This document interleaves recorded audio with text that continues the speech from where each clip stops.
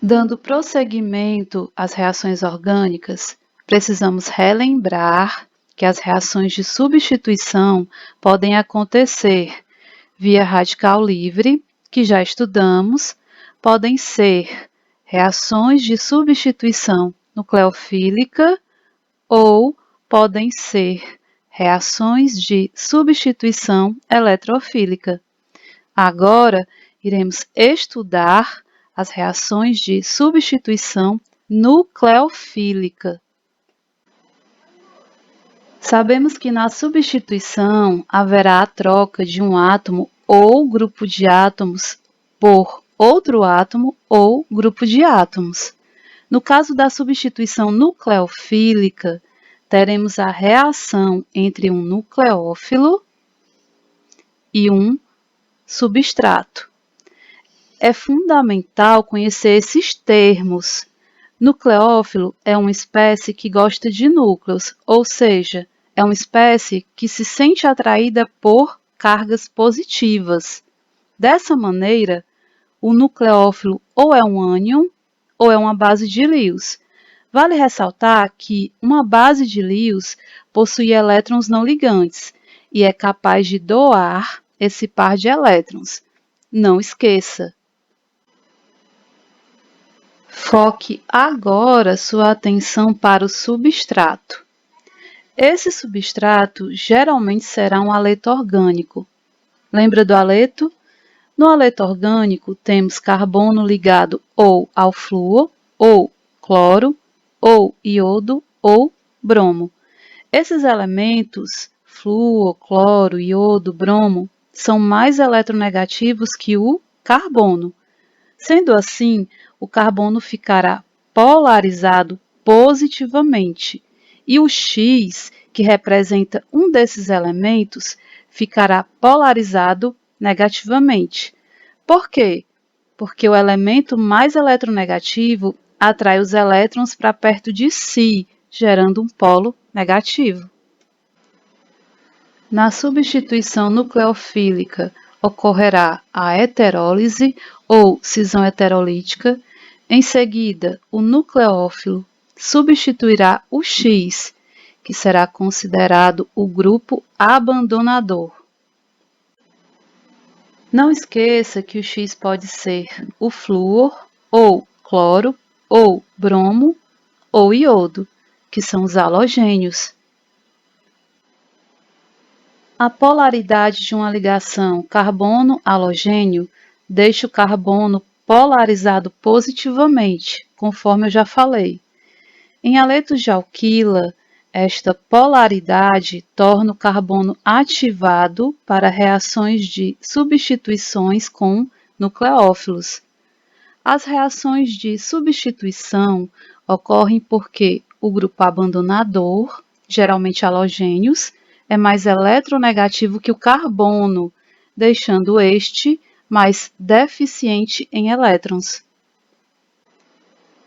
Possíveis mecanismos de substituição nucleofílica. Observamos o mecanismo concertado, no qual ocorre o ataque nucleofílico sobre o carbono eletrofílico. O que é carbono eletrofílico? É o carbono deficiente em elétrons, promovendo a quebra da ligação entre o carbono e o grupo abandonador. No caso, o grupo abandonador está representado por essas duas letrinhas, LG, que significa Leaving Group, ou grupo abandonador. Outro possível mecanismo de substituição nucleofílica é o mecanismo em duas etapas, no qual o grupo abandonador sai, gera um carbocátion e esse carbocátion é atacado pelo nucleófilo.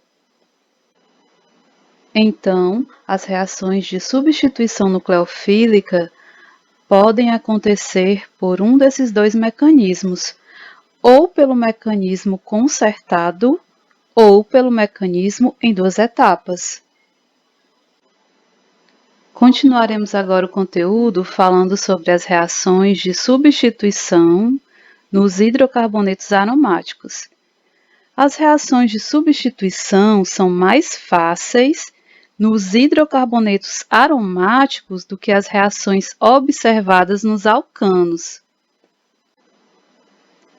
Nos hidrocarbonetos aromáticos, as reações mais comuns e importantes são halogenação, na qual o hidrogênio do anel aromático é substituído por um halogênio, formando um haleto. Nitração, na qual um hidrocarboneto aromático reage com ácido nítrico, tendo a substituição de um hidrogênio por um grupo nitro e resultando em um nitrocomposto. Sulfonação é uma reação entre um hidrocarboneto aromático e o ácido sulfúrico. Nessa reação, o hidrogênio é substituído por um grupo ácido sulfônico e resulta no ácido aril sulfônico. Sulfonação é uma reação entre um hidrocarboneto aromático e o ácido sulfúrico. Nessa reação, o hidrogênio é substituído pelo grupo ácido sulfônico e resulta no ácido aril sulfônico ou ácido benzenossulfônico. Alquilação de Friedel-Crafts. Um hidrocarboneto aromático reage com um haleto orgânico, também chamado de haleto de alquila. Mas o que é um grupo alquila? Os grupos alquilas são derivados dos alcanos e nós identificamos como metil, etil, propil, butil, etc. Resumindo, os grupos alquilas são também conhecidos como as ramificações que estudamos na nomenclatura dos compostos orgânicos. Na alquilação de Friedel-Crafts, o hidrogênio do hidrocarboneto aromático é substituído por um grupo alquila, que, como eu falei, pode ser um grupo metil, um etil, enfim, e resulta em um outro hidrocarboneto aromático. Analogamente, na acilação de Friedel-Crafts, o hidrocarboneto aromático reage com o haleto de acila. Mas o que é um haleto de acila? Haleto de acila nada mais é do que um ácido carboxílico que teve o grupo OH, que é a hidroxila, retirado e trocado por um halogênio. Esse é o haleto de acila. Haleto de acila nada mais é do que um ácido carboxílico que teve o grupo OH, que é a hidroxila, retirada e trocada por um halogênio. Aqui temos dois exemplos de haletos de acila. E desse lado temos dois exemplos de haletos de alquila. Vale ressaltar que o grupo acila é um grupo derivado de um ácido carboxílico que teve a hidroxila retirada. É justamente esse pedacinho aqui que está destacado em azul. Na acilação de Friedel-Crafts, que é justamente esse segundo exemplo, o hidrogênio do hidrocarboneto aromático é substituído pelo grupo acila. Um dos produtos da acilação é a acetona aromática. Todas essas reações que eu mencionei possuem mecanismo diferente do que foi explicado nas substituições dos alcanos. No caso dos hidrocarbonetos aromáticos, verificamos reações de substituição eletrofílica, ou seja, um dos hidrogênios do anel aromático é substituído por um eletrófilo, daí o nome substituição eletrofílica aromática. Muitos derivados do benzeno foram originalmente isolados a partir de bálsamos perfumados que eram obtidos de árvores e plantas, e por isso esses compostos foram descritos como sendo aromáticos, justamente por conta dos seus odores agradáveis. Porém, ao longo do tempo, os químicos descobriram que muitos derivados do benzeno são, na verdade, inodoros, não tem cheiro. No entanto, o termo aromático é ainda utilizado para descrever todos os derivados do benzeno, independente se eles são perfumados ou não. O benzeno é uma estrutura planar que possui 6 elétrons π que estão deslocalizados. Consequentemente, o benzeno que possui o anel aromático tem regiões ricas em elétrons e, exatamente por isso, ele age como nucleófilo e ataca espécies eletrófilas que são deficientes de elétrons. Lembre-se, nucleófilo é rico em elétrons, eletrófilo é pobre de elétrons. É preciso enfatizar que os compostos aromáticos possuem uma estabilidade especial. Dessa maneira, podemos afirmar que os sistemas aromáticos reagem somente por substituição.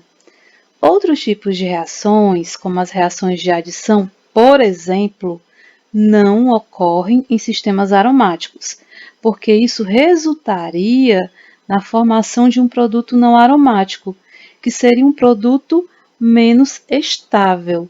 E quando o produto é menos estável, a reação não ocorre. Aqui temos o mecanismo geral da substituição eletrofílica aromática. Nesse caso, o anel aromático age como nucleófilo, atacando uma espécie eletrofílica. O anel aromático utiliza os elétrons π para o ataque nucleófilo, e esse mecanismo ocorre em 2 etapas. Observe que o eletrófilo está representado pela letrinha E tem um mais em cima.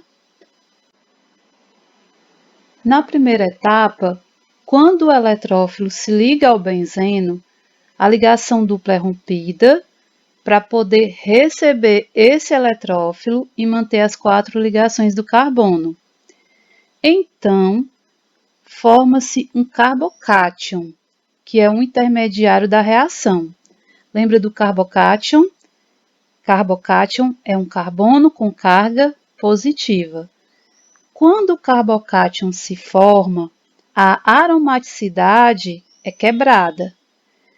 Quero destacar que esse carbocátion é um intermediário e que a estabilidade desse carbocátion se dá por conta da ressonância.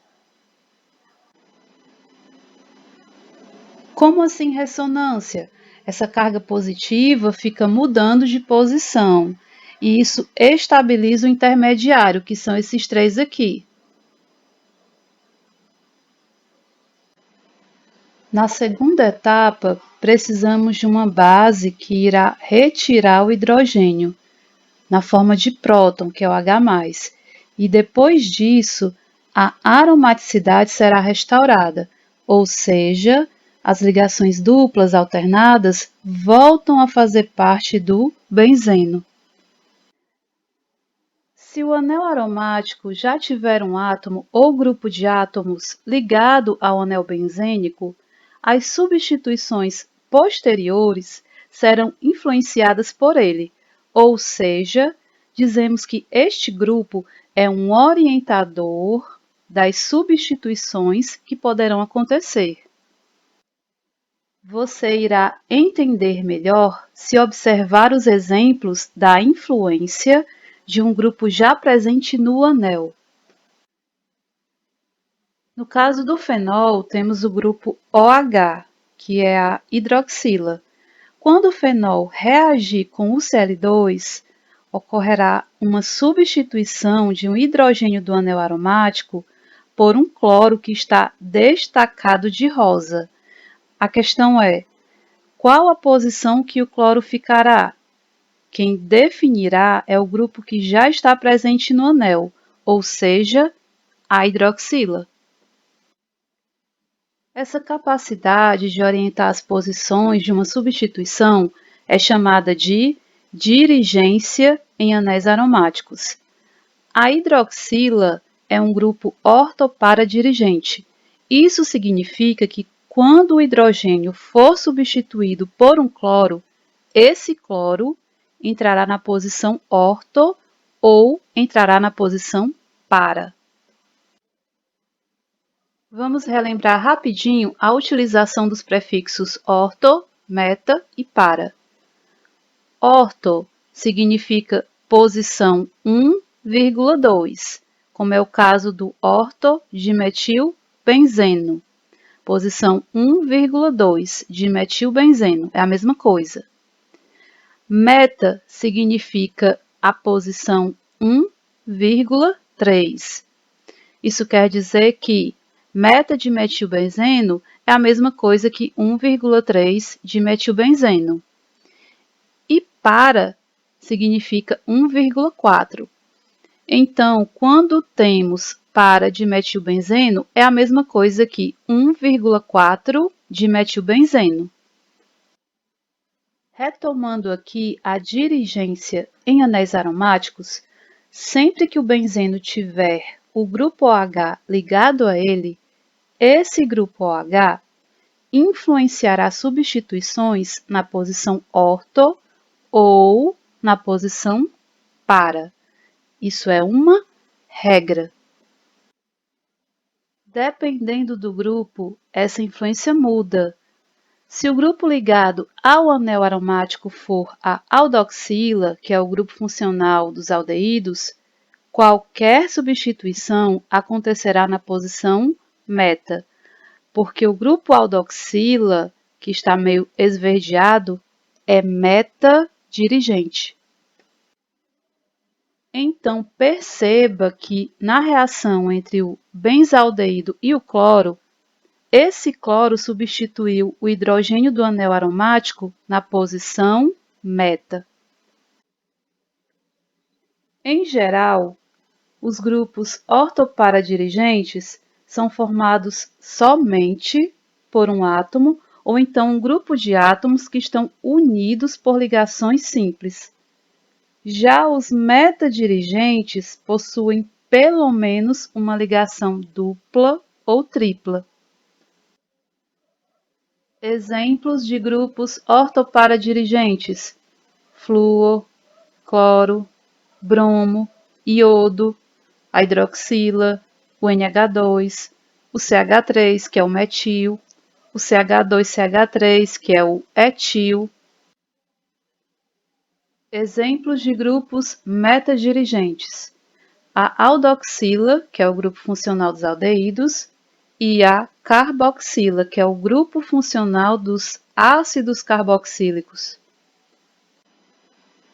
Os grupos ortoparadirigentes ativam um anel para a substituição eletrofílica aromática. Já os grupos metadirigentes são retiradores de elétrons e, por isso, diminuem a reatividade de anéis aromáticos nas reações de substituição eletrofílica. O fato do anel aromático agir como nucleófilo faz com que a diminuição da densidade eletrônica gere uma diminuição de reatividade, e isso faz com que essas reações sejam mais lentas. Mas por que diminuir a densidade eletrônica? Porque os grupos metadirigentes são retiradores de elétrons, ou seja, são grupos desativadores. E se é desativador, vai deixar a reação mais lenta. Essa é a regra do efeito dirigente. Resumindo, grupos ortoparadirigentes são ativadores. Por quê? Porque são doadores de elétrons. Já os grupos metadirigentes são grupos desativadores. Por quê? Porque são retiradores de elétrons. Porém, existe uma exceção importante a essas regras gerais. Os halogênios são considerados uma exceção. Apesar do fato dos halogênios serem desativadores, eles são ortoparadirigentes. E por qual motivo os halogênios são desativadores? Pelo fato de serem eletronegativos e, dessa forma, retiram elétrons por indução. E se retiram elétrons, consequentemente, desativam o anel aromático para as reações de substituição eletrofílica. É como se eles atrapalhassem a entrada do eletrófilo no anel aromático. Mas quando o eletrófilo entra, quando o eletrófilo substitui o hidrogênio, essa entrada acontece nas posições ortopara, ao contrário do que diz a regra geral. Voltando aqui para a regra geral, grupos ativadores são ortoparadirigentes e grupos desativadores são metadirigentes.